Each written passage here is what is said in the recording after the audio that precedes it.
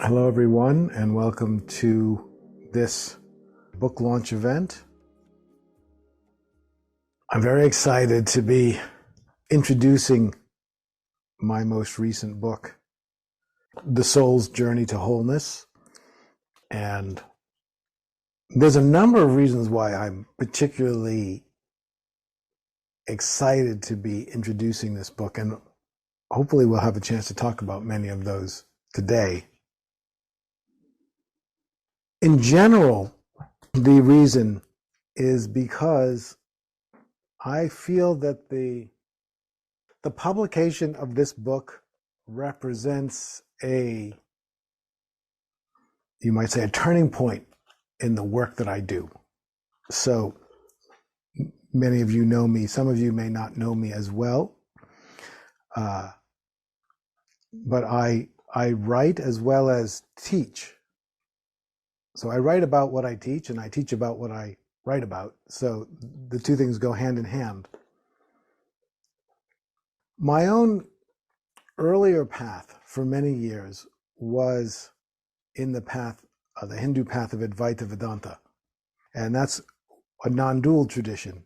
And so as part of a nondual tradition, Advaita Vedanta literally means the end of the Vedas. And the non-dual quality of it is that it's basically telling you that you are already free. It is a very much the end of the road path. It's a no path path, because it says you are already free. You are already that which you seek. So the only thing to do is to stop seeking. Stop seeking and embrace what you already are. And that path, which I studied and worked with diligently for about 2 decades, was extremely important to me, because it allowed me to let go of ideas of being somehow deficient.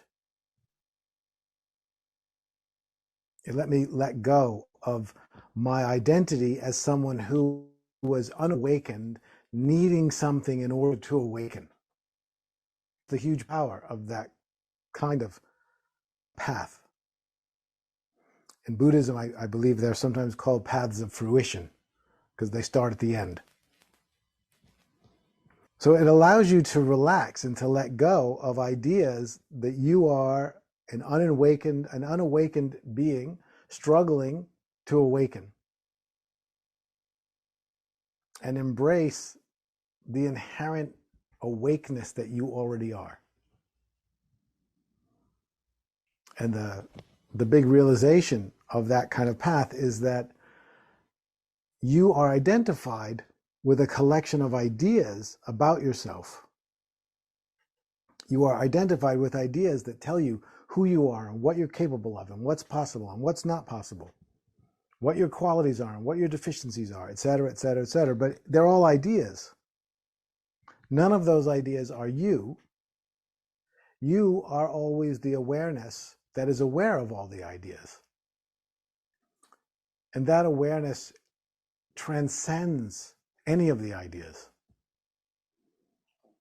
So that awareness that is aware in the Hindu tradition is called Turiya. So in the Hindu tradition, we have 3 normal states of consciousness. Waking consciousness, which is the one that we experience all day long while we're living our lives and moving around the earth. Subtle consciousness, which is associated with your dreams. It's the consciousness that exists in more imaginative realms, not imaginative in the sense of fantasy, but in the sense of non-material realms. And it's associated with dreams. So that's the subtle realm. And then there's the causal realm, which is beyond all identity. The causal recognition is what a tradition like Advaita Vedanta is pointing to. That causal realm is the realm of pure awareness. It's awareness without any object of awareness, and it's awareness without any any subject, any someone who is aware. There's no someone who is aware, and there's no object that someone would be aware of. There is simply awareness, period. And so awareness is blind and knows nothing. If there's no someone to know something and there's nothing to know, there's pure awareness is always an emptiness. But it's not a dead emptiness, it's a living emptiness. So that was my path for many years. But all the time, I was also introduced to ideas and it became more and more important to me, ideas that essentially were saying awakening in an incarnate sense. In other words, if your desire is to live an engaged life on the planet, then it gets more complicated. If your interest is in releasing into the oneness of non-dual realization and leaving the world behind,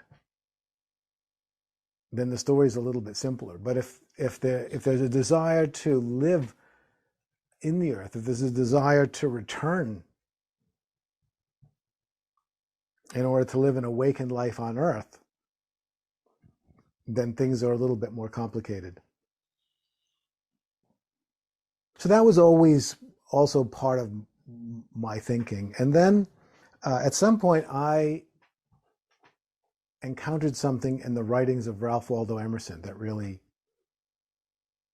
got me thinking. It was in an essay, which is my personal favorite essay. Ralph Waldo Emerson is a great American essayist and a kind of enlightened sage. He wrote beautiful essays, many of them more famous than this one. This is a much later essay, but it happens to be my personal favorite and that's in the context that I love them all.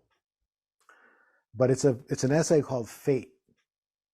It was written late in his life, and it was written at a time when he had gone through a lot of despair, spiritual despair. And the reason was because he was getting older. And he was aware that he didn't have, he was in his 60s, and he didn't have as much time left as he did when he was in his 20s and started writing essays. And he was aware that what he had realized in his spiritual breakthrough experiences was possible for a human being was far from what he was living. And so he started to think, well, I'm never going to make it. There's no way. I'm lucky if I have 20 years left. I think in the end he only had about 10. But there's no way I'm going to make it to that pristine, what he called the state of self-reliance, by which he meant reliance only on the oversoul or the big self. But he saw that he was far from that and he wasn't going to make it. So he went through a period of despair. And then he started writing about fate. He started to say, when I was young, I thought everything was about sort of power and potential, and all we had to do was apply ourselves, and we had like a clear road. And now I realize that there are actually forces of drag, forces of fate that slow us down, that impede us. But what gave him hope is that he realized and he embraced what Plato had written about as the transmigration of souls. He realized that, if we are a soul that exists beyond this one lifetime, that's on a larger journey, that transmigrates from this lifetime to the next lifetime to the next lifetime, well then there's hope. Maybe there's not enough time in just one given lifetime. But he really embraced the idea of the transmigration of souls, or what we would more commonly call reincarnation, and the idea of a multi-lifetime soul. So that essay very much caught my attention many years ago. Another thing that I read a lot about years ago that I appreciate much more today than I did then, I read a lot of Hre Corbin. Hre Corbin is another great Hindu sage, or he's a Hindu sage. He created a very powerful body of work, had a very vibrant spiritual community in South India, outside of Pondicherry, called Auroville, which I have never visited.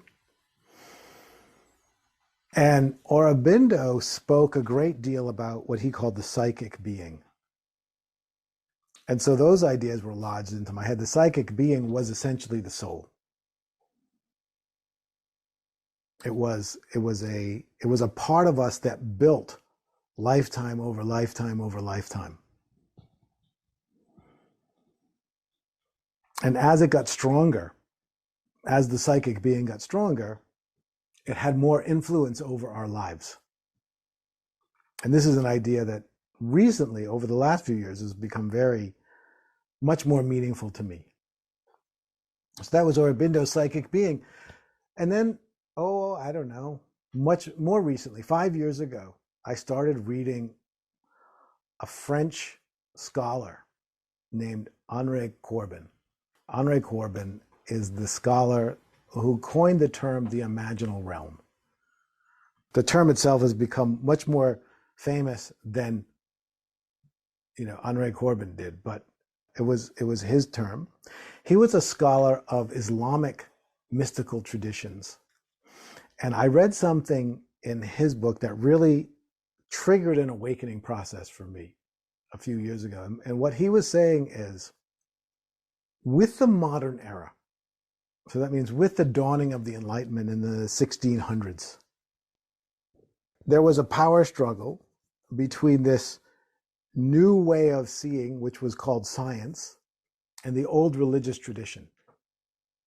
So there was a struggle for who was going to be the arbiter of truth in the world, who was going to get final say over what was true. And it quickly became clear that the old religions weren't going to win that fight. They were pretty desperate there at the beginning. They were, waging war, burning people at stakes and things. But at some point it became clear this was not a war they were going to win. The tide was turning. And so what Corbin says is, in order to survive, the old religions revised themselves to become more palatable in a scientific age. And the way they revised themselves was they retained the idea of God, the idea of a supreme being, a divine entity, and they retained all of the ideas about being a good person on earth, loving thy neighbor, et cetera, et cetera. And that was more palatable to the Enlightenment era scientists. So the Enlightenment era scientists were there were very few atheists in, the 1600s, 1700s. Voltaire, the French Enlightenment thinker, he was one of the few outspoken atheists. But that was pretty radical. Most of the Enlightenment era scientists were what's called deists. Deists believe in God or believe in a supreme being. But they also believe that basically God sets up the conditions for the start of the universe and then leaves. They don't believe that God is like ongoingly engaged with us. God is whatever it was that got this going. And now that it's going, it just unfolds like a machine, according to the natural laws that God put in place. So they were deists.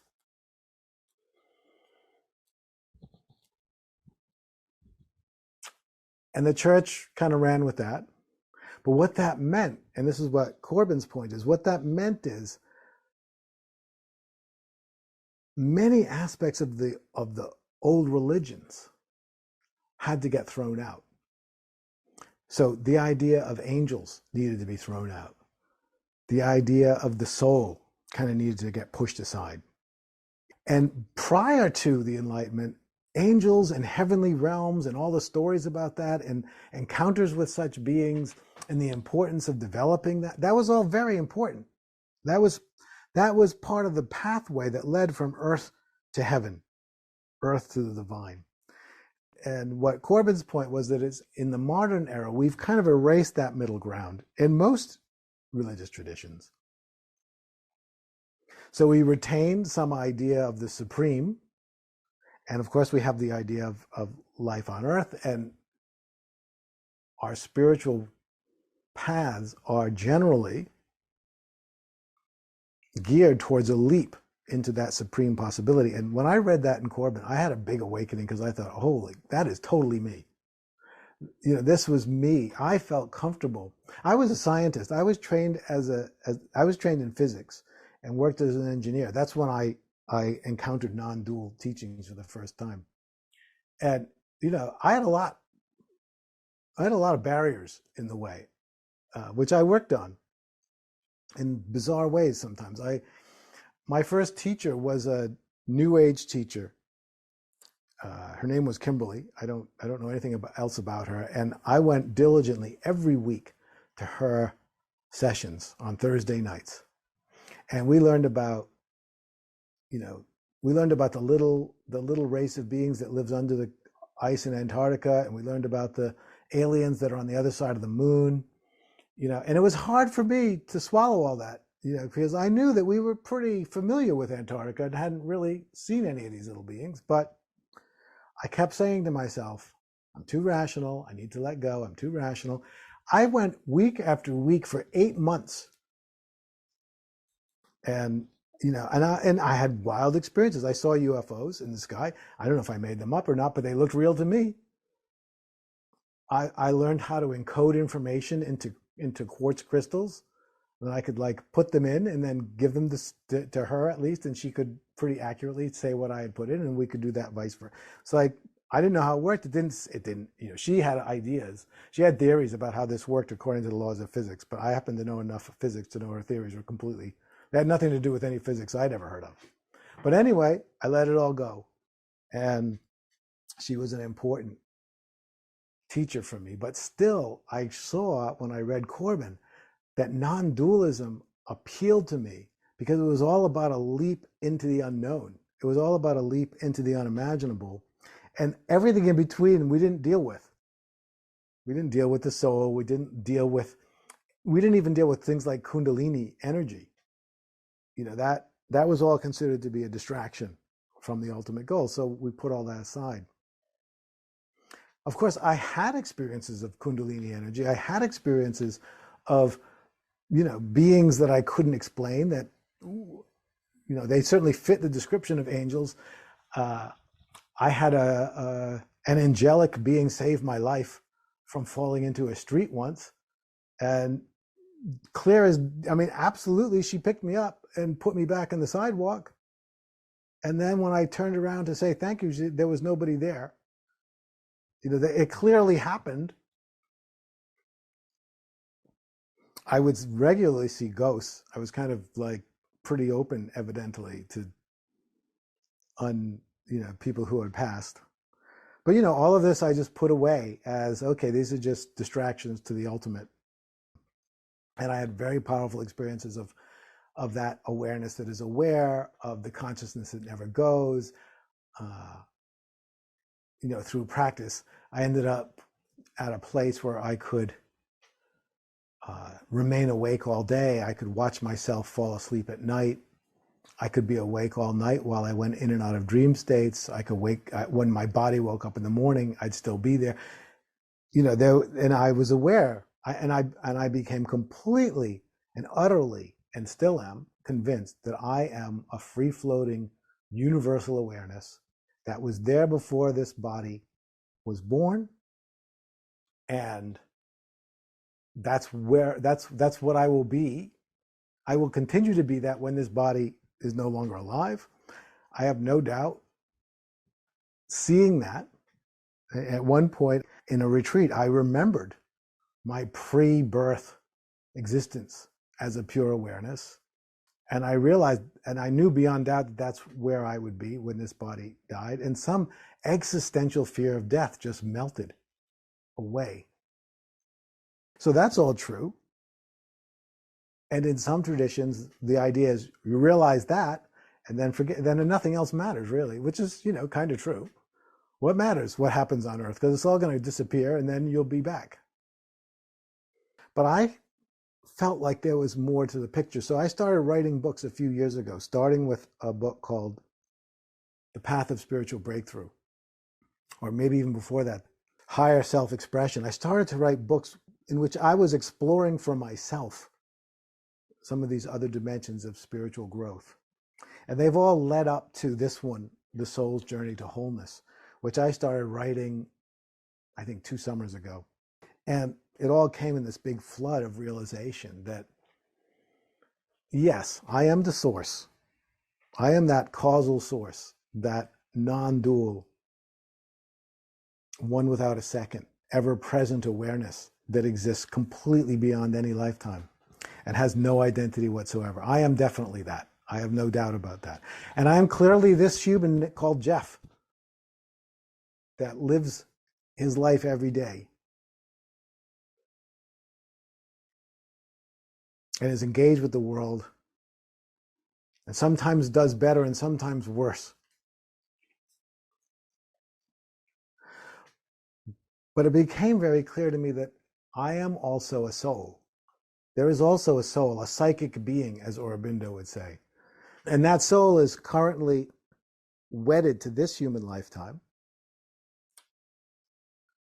But when this human lifetime comes to an end, that soul will continue through the space between lives until it attaches to the next birth, which will become the next incarnation of the soul, not the next incarnation of Jeff.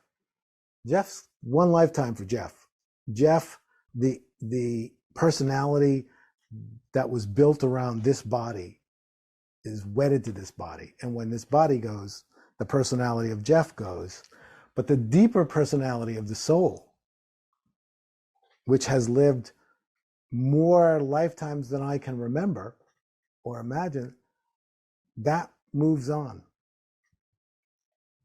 And as I started writing about that, I wrote about that here in The Soul's Journey to Wholeness. As I was writing about this,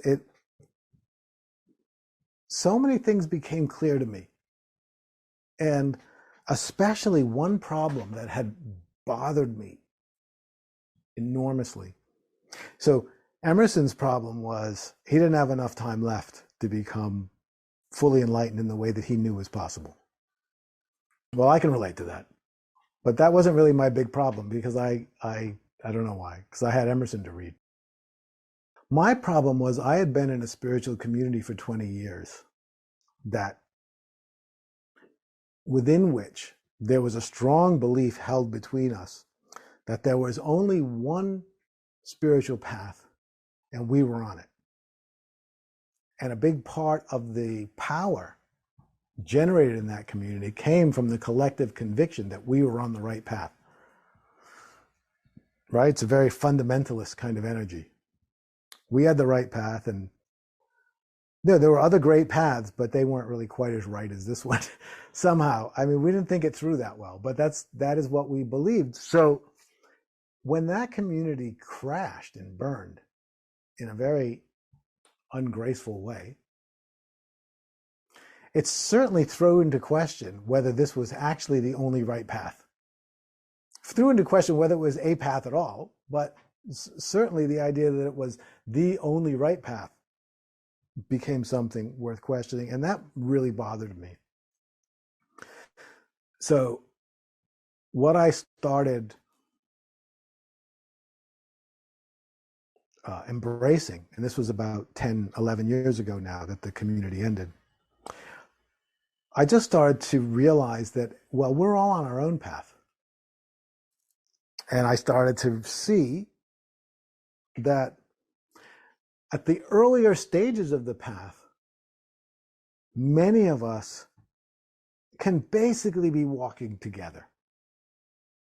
Right? So it's the analogy I always use is we're all starting somewhere on the East Coast. You know, we're in Boston or New York or Washington, D.C. And our ultimate destination is somewhere on the West Coast. Could be Seattle, San Francisco, L.A. But at the start of the path, basically, we all just need to walk west. So for a while, we can all pretty much walk together. But at some point, as we get closer to the goal, we're going to have to split up. Because some of us have an ultimate destination, you know, north in Seattle, and some of us have a destination south in Los Angeles, and we can't walk together. because we have different destinations. Ken Wilber, the integral philosopher, had a concept that he used. He called it the cosmic address, which I quite liked, saying that we all have a unique cosmic address. And I like to think of that as that cosmic address is our destiny. So if we have a unique cosmic address that's in Los Angeles, for instance, as we get closer and closer, there's going to be less and less people that we can walk with. And at the very end, once we get to our street, we're the only one who has that address. We have to take that last step all by ourselves. And so I adopted this kind of position that, hey, you know, we're all on our own path. We all have our own cosmic address. And that helped me relax any ideas of there only being one path. And in my teaching work, that meant that I was always encouraging people to find their own inner voice, inner wisdom. You know, the teaching had more to do with opening up to the wisdom that's inside you than telling you which way to go. Because how do I know which way to go? I mean, I'm have to. The only person I can figure out which way to go for is me. But you know, I have learned a few things about opening up to that inner wisdom. So when I started writing The Soul's Journey to Wholeness, I started to read different things about the soul. And I started to see, well, what you're listening to when you're listening for that inner guidance, it's your soul. And I started to realize that your soul is on this long journey. So the source exists, and you are that, for sure. I have no doubt about that, and I never will. And it will always be the foundation of what I teach. But there's also a soul that is on a journey of reunion to that source. That's the soul's journey to wholeness, refers to the soul on a journey in which the end is a return to wholeness with source. And then there's the human individual of this particular lifetime on earth. And so at this point, Sri Aurobindo's ideas just started to make so much more sense, because Aurobindo talked about the psychic being. And the psychic being is the soul. The psychic being, if it's a young soul, we'll just use that language. If it's a young soul, the psychic being is not very strong. And that can't exert too much influence. It wants to, because what the soul wants to do is get your attention. You, the earthbound self, wants to, hey, psst, psst, help me. I need to get back to source. And I need you, because you're my ride for this lifetime. So when we start to have spiritual longings, which everyone here certainly does, when we start to have spiritual longings, I believe that what we are experiencing is the longing of our soul for reunion with the divine. We think it's ours. We think it's Jeff longing for reunion with the divine, but it's really the soul. And we are feeling the soul's longing. And the more spiritual work we've done, the more open we are to feeling the soul's longing for the divine. And it's important to realize that it's the soul's longing and not ours. Because the truth is, this personality, in the end, this egoic self associated with this body, that limited sense of self actually has no interest in reunion with the divine. Because reunion with the divine, for this personality, is the end. It's happy to go along on that ride for a while it's exciting. Ooh, I want reunion with the divine. But then in the very end, it's going to kick and scream. It's going to dig its heels in and say, no way I'm going there. The soul won't. The soul is, yes, The soul is that part of you that's multi-lifetime. It wants reunion. It wants to disappear into the divine. It came from the divine. It wants to return. See, the divine had a problem. It was the source. It was pure awareness, which means the potential to be aware of anything, but no chance to actually be aware of anything, because there was nothing besides it. It was one without a second, as they say. And so as I write about in this book, and as I believe, and of course this is metaphorical, but everything's metaphorical. Just because it's metaphorical doesn't mean it's not true. That the source projected itself outward and created a copy, which is the soul. So now the infinite potential of source exists as a second that can be experienced. So now there's two. This is the initiation of duality. Now there's source and soul. There's awareness and the potential to be aware. But there's one thing missing, which is you need a somebody. You need a being, an entity, a person. I'm that person in this domain. The challenge is that the source awareness that flows through me gets so caught up in the identity of being Jeff that it forgets who it really is. It's stuck in that loop of I am Jeff, I am Jeff, I am Jeff, I am Jeff, and all Jeff's thought. I think about myself all the time. It's quite a loop. It's a big knot to get stuck in. And only the power of the soul's desire for reunion can break that spell. And the way it breaks the spell is it initiates an awakening that you've all experienced. And that awakening is that point where you started to go, wait a minute, this doesn't add up. I don't think this little separate self is all that I am. I think there's more to reality than this. That's all you need is a crack to get started. And then you start pushing into that crack, pushing into the crack. And then the crack opens and opens and opens. And as you do the spiritual work and the crack opens, what comes through the crack is more soul influence. You become more influenced by the soul. You open up, you have an insight, you have a realization, you meet a teacher, you find a practice, you make a spiritual friend, and you get more excited, more interested, more committed. That's the soul is coming through all those cracks, and it's influencing you. And so you keep going. And as Hre Aurobindo speaks about it, there comes a lifetime, because what's competing inside you is the fears and desires of the separate sense of self. There's all the things that Jeff wants and Jeff's afraid of, that all come from conditioning from my experience, conditioning from my family, conditioning from my culture, and kind of species level conditioning through the process of evolution. And that's a big bundle of fears and desires. So there's that. And then there's the soul's desire for reunion. The soul's not very complicated. It wants reunion with the divine. It pretty much doesn't want anything else. So in the beginning, the soul's influence is very little. The fears and desires of the individual are very high.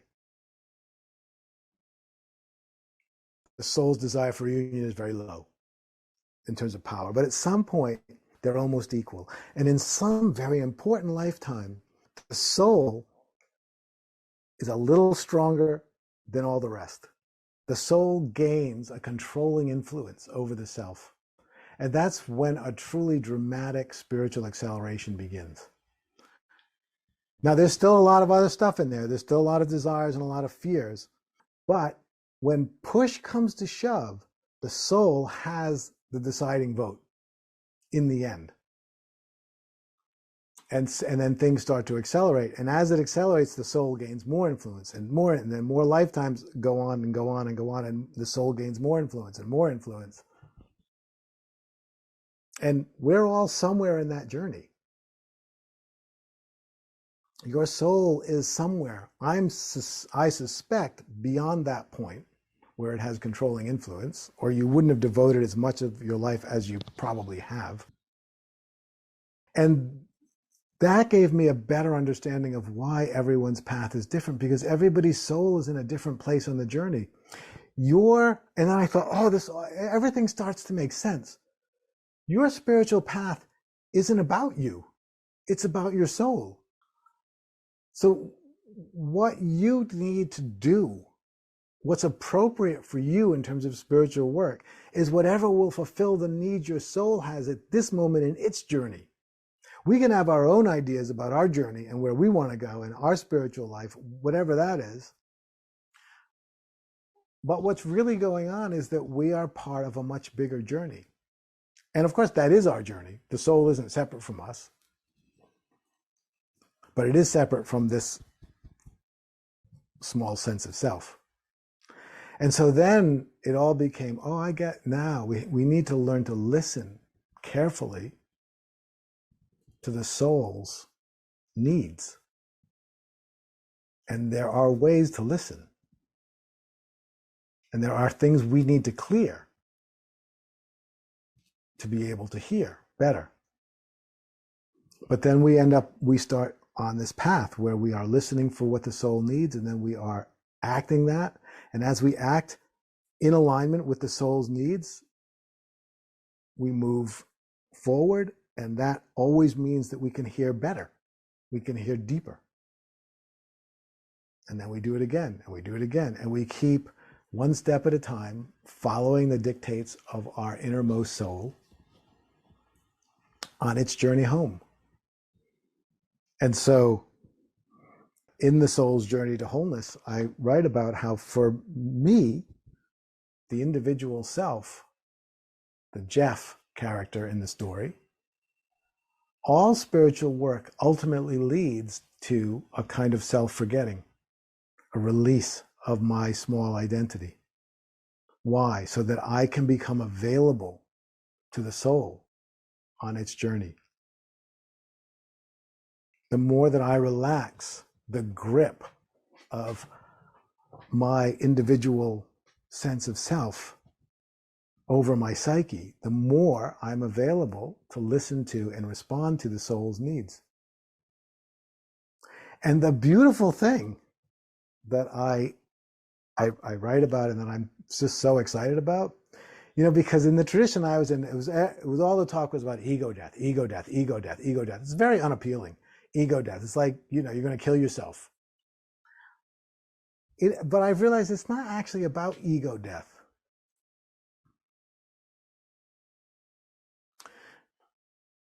Because the ego, the separate sense of self, will be completely fine once you leave. The analogy that I use in the book and that I love is like, say, a little whirlpool in a river. If you go to a stream, you'll see a little whirlpool, right? There's some rocks in the river, and as the water runs down, there's a little whirlpool. And you can look at the whirlpool and you can say, there's a whirlpool. You can pull somebody over. You can say, hey, you see that whirlpool? And they say, yeah, I see that whirlpool. Oh, cool, there's a whirlpool. Isn't that great? There's a whirlpool in the stream. I think I'll take it home. You take a bucket and you scoop up the whirlpool. But what happens? You look in the bucket, there's no whirlpool in there.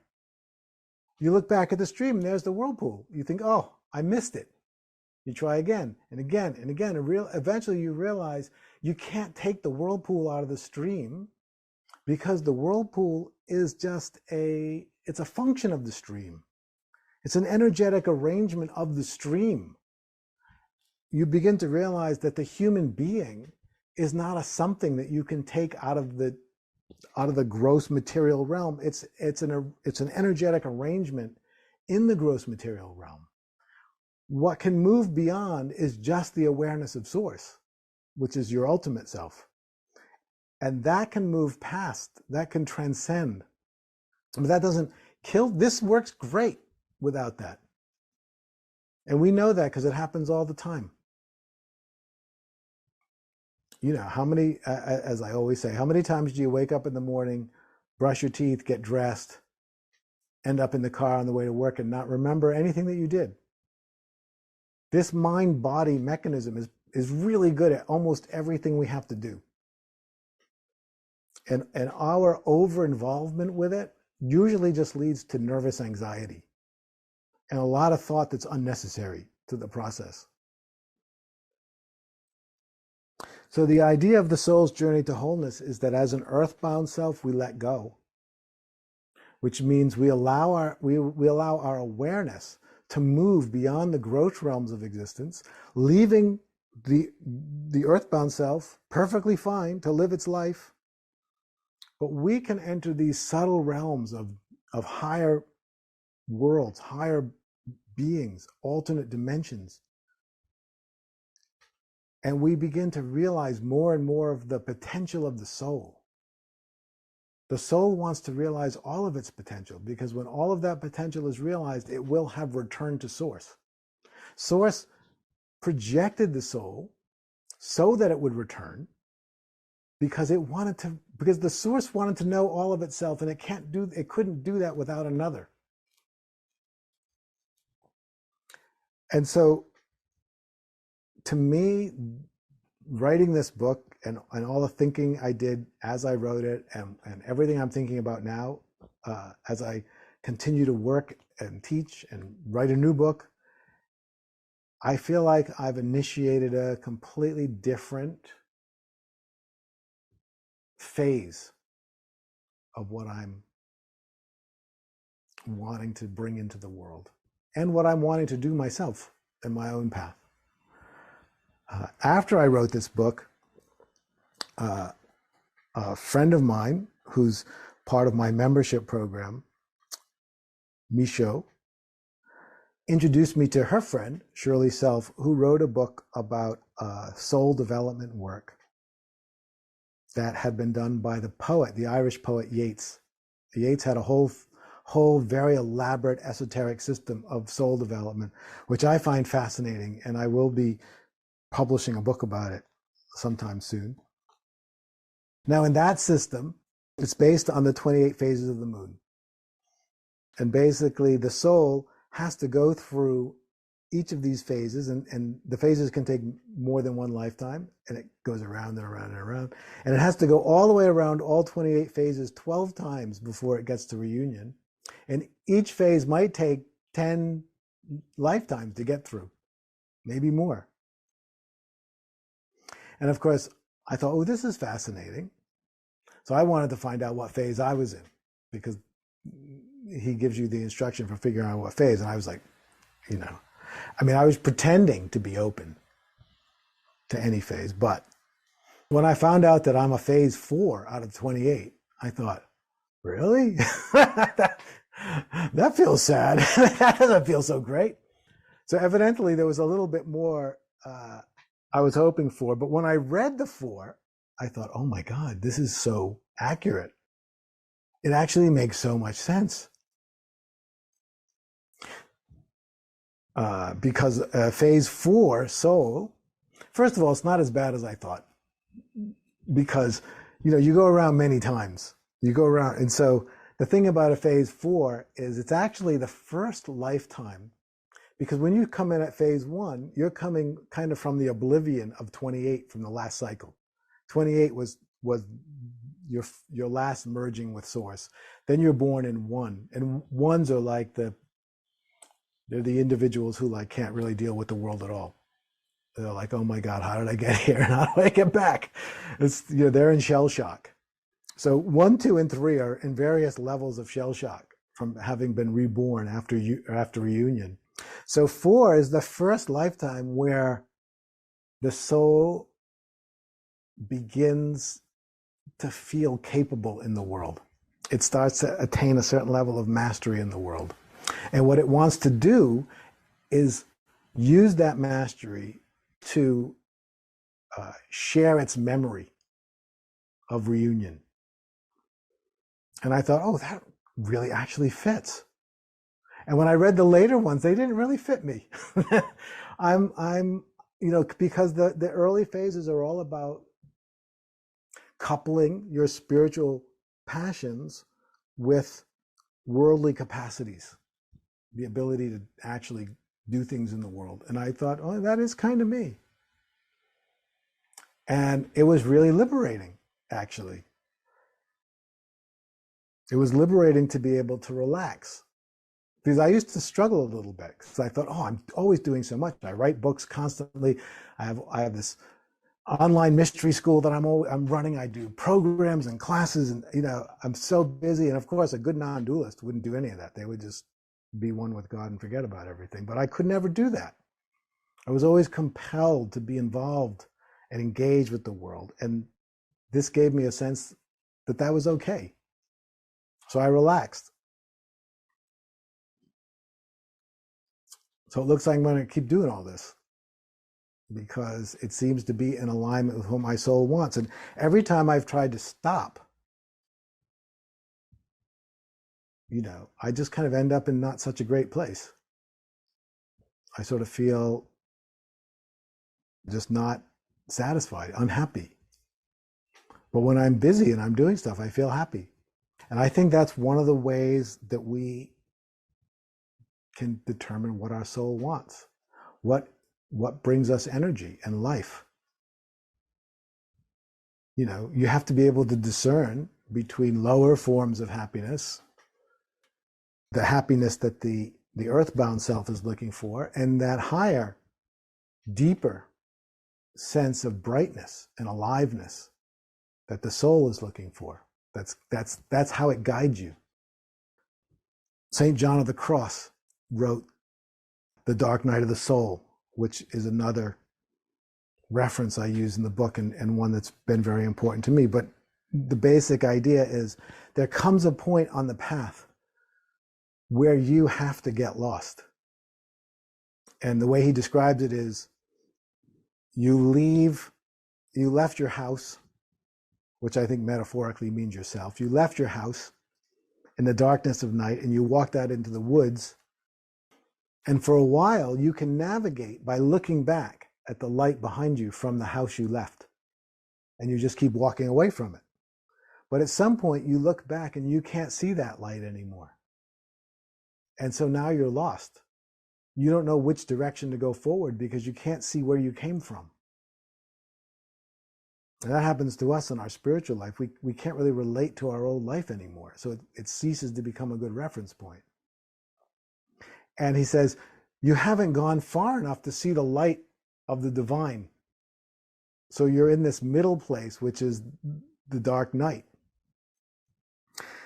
And what St. John says is the way we get through the dark night is we have to find a way to develop a sense of vision that allows us to see by the light of the spiritual passion of our own heart. And we have to let our spiritual passion shine brightly enough to lead the way forward. But of course, it's not the physical eyes that we see with. It's a mystical vision that we need to develop that sees by a different light, a spiritual light.